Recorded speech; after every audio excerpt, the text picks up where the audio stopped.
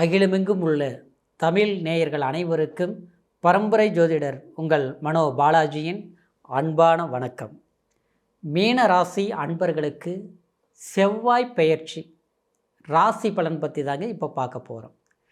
உங்களுடைய ராசிக்கு 2ஆம் அதிபதியாக வரக்கூடிய செவ்வாய் பகவான், 9ஆம் அதிபதியாக வரக்கூடியவரும் செவ்வாய் பகவான் பாக்கியாதிபதி.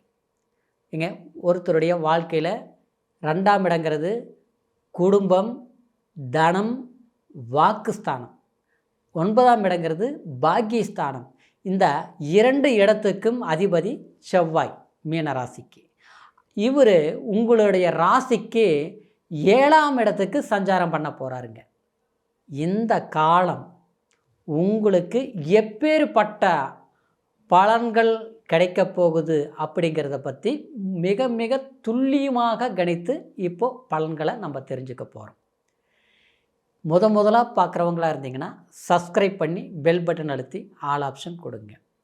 மீனராசி குரு பகவானுடைய ஆதிக்கத்தில் பிறந்த உங்களுக்கு செவ்வாய் பகவான் தனக்காரகனாக வரார். இந்த தனக்காரகன் பாக்கியஸ்தானாதிபதி 7ஆம் இடங்கிறது கலஸ்திரஸ்தானத்துக்கு சஞ்சாரம் பண்ணுறாருங்க. ஏற்கனவே மனைவி ஸ்தானம், குடும்பஸ்தானம், தனஸ்தானத்தில் இருந்த பிரச்சனைகள் எல்லாமே நீங்கள் தீர்க்க போகிறீங்க. ஏன்னா ஜென்மத்தில் இருந்த சனி உங்களுக்கு எது செய்யலாம் எது செய்யக்கூடாது, என்ன பண்ணலாம் பண்ணக்கூடாதுன்னு புரியாமல் கண்ணை கட்டி காட்டில் விட்ட மாதிரி வாழ்ந்துட்டுருக்குறீங்க. ஊருக்கெல்லாம் உபதேசம் பண்ணுவீங்க, அடுத்தவங்களுக்கெல்லாம் வழிகாட்டுவீங்க, அடுத்தவங்களுடைய பிரச்சனைக்கு நீங்கள் முகஸ்தியாக நிற்பீங்க. அரசியலிருந்து அரசாங்கம் வரைக்கும் அடுத்த ஒரு பிரச்சனை தீர முடியலன்னு நீ தீர்த்து வச்சுருப்பீங்க. இன்றைக்கி உங்கள்கிட்ட இருக்குதோ இல்லையோ மற்றவங்கள பழிச்சுன்னு பார்ப்பாங்க, கண்ணியமாக பார்ப்பாங்க, கௌரவமாக பார்ப்பாங்க. அவருக்கு என்னப்பா பிரச்சனை, அவர்கிட்ட பணம் இருக்குது, அவர்கிட்ட புகழ் இருக்குது, அவரால் எல்லாம் பண்ண முடியும் அப்படிங்கிற ஒரு நல்ல பேர் மீனராசிக்காரருக்கு எப்போவுமே இருக்குது. ஆனால் நீங்கள் படுற வேதனை, நீங்கள் படுற கஷ்டம் அடுத்தவங்களுக்கு முன்னால் சிரிப்பீங்க, சந்தோஷமாக இருக்கிற மாதிரி காட்டிக்குவீங்க. ஆனால் 4 செவத்துக்குள்ளே வேதனைப்பட்டுருப்பீங்க. சமீப காலமாக இதுதான் நடந்துகிட்டு இருக்குது. பணத்தால் நஷ்டங்களை அனுபவிச்சிருப்பீங்க, பாசத்தால் ஏமாற்றங்களை சந்திச்சிருப்பீங்க, குடும்பத்தால் மனக்குழப்பங்கள் அடைஞ்சிருப்பீங்க. கண்டிப்பாக நடந்திருக்கு இதில் 3ல் 1. ஆனால் இருந்தாலும் உங்களால் நீங்கள் சரி செய்து சமாளித்து அப்படியே போயிட்டுருப்பீங்க. இதெல்லாம் எப்படி வருது இப்போ இந்த பிரச்சனைகள் அப்படின்னு பார்த்தோம்னா, உங்களால் வந்தது கிடையாது, அடுத்தவங்களை நம்பினதுனால வந்த வேணை, அடுத்தவங்க மேலே வச்ச நம்பிக்கையினால் வந்த பிரச்சனை. இருந்தாலும் எல்லாருக்கும் நல்லது பண்ணி நமக்கு இப்படி வந்துருச்சேன்ட்டு கவலைப்பட மாட்டீங்க. ஏதோ ஒரு நேரம், ஏதோ ஒரு காலம் இப்படி ஆகிப்போச்சு. குடும்பத்தில் நீங்கள் விரயங்கள் அதிகமாக சந்திச்சிருப்பீங்கன்னு சொன்னேன். என்னென்ன மருத்துவ செலவிலிருந்து, அதே மாதிரி பணம் கொடுக்கல் வாங்கலிருந்து வர வேண்டியது வராது, நீங்கள் கொடுத்ததும் வரல, கடன் வாங்க வேண்டிய சூழலை கட்டாயம் உண்டாயிருக்கும். அதாவது குடும்பத்தில் பார்த்தோம்னா இன்றைக்கி எல்லாம் ஒற்றுமையாக உங்களை பார்த்து எல்லோரும் பொறாப்பட்டிருப்பாங்க. ஐயோ இவங்க மாதிரி நாம் இல்லையே, எவ்வளோ ஒத்துமையாக இருக்கிறாங்க, எவ்வளோ சந்தோஷமாக இருக்கிறாங்க, இவங்க எப்படி இருந்தாலும் நல்லா இருக்கிறாங்க அப்படிங்கிற ஒரு பெருமை. ஆனால் இந்த நேரத்தில் எல்லோரும் பார்த்து நம்மளை ஏதோ குறை சொல்லிடுவாங்களா? நம்மளுடைய கௌரவத்துக்காக வாழ்ந்துட்டோம், கண்ணியத்துக்குள்ளேயே நம்ம வளர்ந்துட்டோம், ஊரில் ஒரு நல்ல பேரு புகழோடு இருந்துட்டோம், அதுக்கு ஒரு களங்கம் வந்துடுமா? மற்றவங்க குறை சொல்கிற மாதிரி சூழ்நிலைகள் உண்டாயிருமா? அடுத்து ஒரு கேள்வி கேட்குற அளவுக்கு நம்ம ஆயிடுவோமா? அப்படியே பயத்தில் ஆள்ற மாதிரி இருக்குது. சில நேரங்களில் பார்த்தோம்னா உண்மையிலேயே சரியான தூக்கம் இல்லை உங்களுக்கு. மீனராசிக்காரருக்கு இப்படி தான் இருந்துகிட்டு இருக்குது. காரணமே தெரியாமல் உங்களை வெறுப்பாங்க, எதிர்பார்க்காம உங்களை கஷ்டப்படுத்துவாங்க. யாரும் நல்லவங்க நீங்கள் நம்புறீங்களோ, நம்பிக்கை வச்சிங்களோ, அவங்க உங்களை பயன்படுத்தி இன்றைக்கி அவங்க நல்லா இருக்கிறாங்க. நிச்சயமாக இது நடந்துகிட்டு இருக்குது. ஆனால் நீங்கள் நாம் ஏமாளி ஆகிட்டுமே, நாம் இன்றைக்கி விவரம் தெரிஞ்சு நம்ம முட்டாளாகிட்டுமே, என்ன கொடுமையாக இருக்குது இது அப்படின்னு நினச்சி வருத்தப்பட்டா இருக்கக்கூடிய உங்களுக்கு, ஏன்னா உங்களுடைய வாக்கு 7ஆம் இடத்துல உட்காருது பார்த்தீங்களா, அதுதான் பாக்கியம். இந்த நேரம் ஜூலை மாதம் 28ஆம் தேதி, இந்த 28ஆம் தேதியிலிருந்து செப்டம்பர் மாதம் 12ஆம் தேதி வரைக்கும் நீங்கள் யாருங்கிறத இந்த சமூகத்துக்கு காட்டக்கூடிய ஒரு அங்கீகாரமான ஒரு காலம்.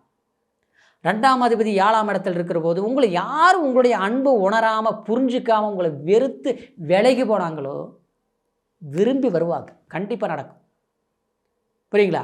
உங்களை காயப்படுத்துகிறவங்க இன்றைக்கி நல்லா இருக்கிற மாதிரி இருக்கிறாங்க, ஆனால் கஷ்டப்பட்டு திரும்பி வரக்கூடிய ஒரு காலம் ஏற்பட போகுது.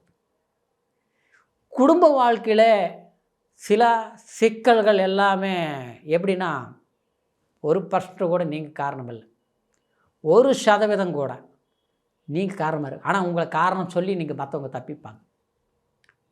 புரியுங்களா? ஆனால் அந்த சூழ்நிலை மாறக்கூடிய ஒரு காலம்.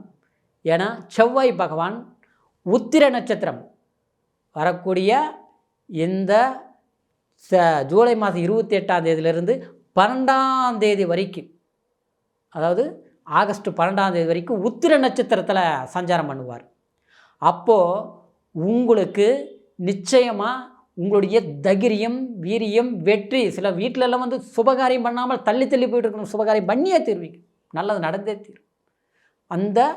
அதாவது ஜூலை மாதம் 28ஆம் தேதியிலிருந்து பார்த்துட்டோம்னா ஆகஸ்ட் 12ஆம் தேதிக்குள்ளே சில வாய்ப்புகள் வரும். அந்த 13ஆம் தேதியிலிருந்து கண்டிப்பாக சுபகாரியங்கள் நடந்தே தீரும். எது வரைக்கும்?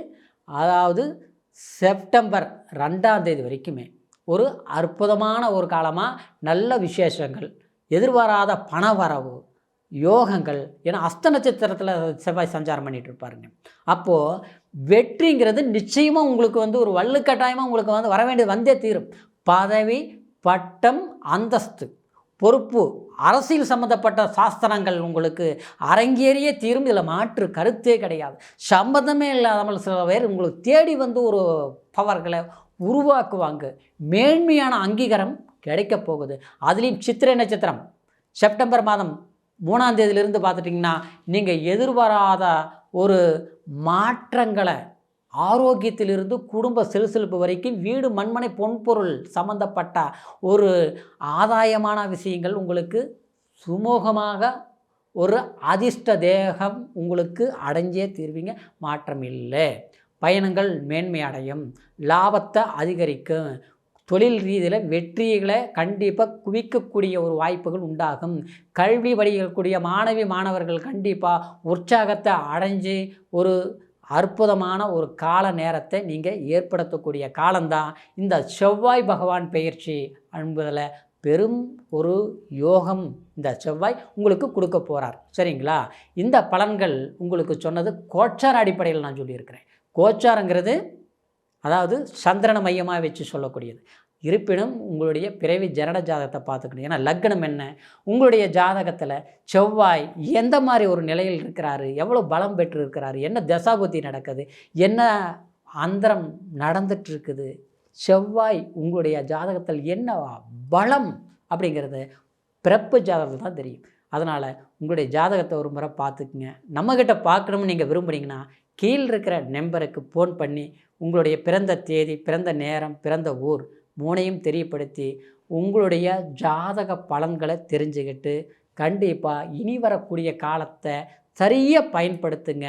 அற்புதமாக யோகமாக உங்களுக்கு அமையும். மீண்டும் அடுத்த பதிவில் சந்திக்கிற வரைக்கும் நன்றி, வணக்கம்.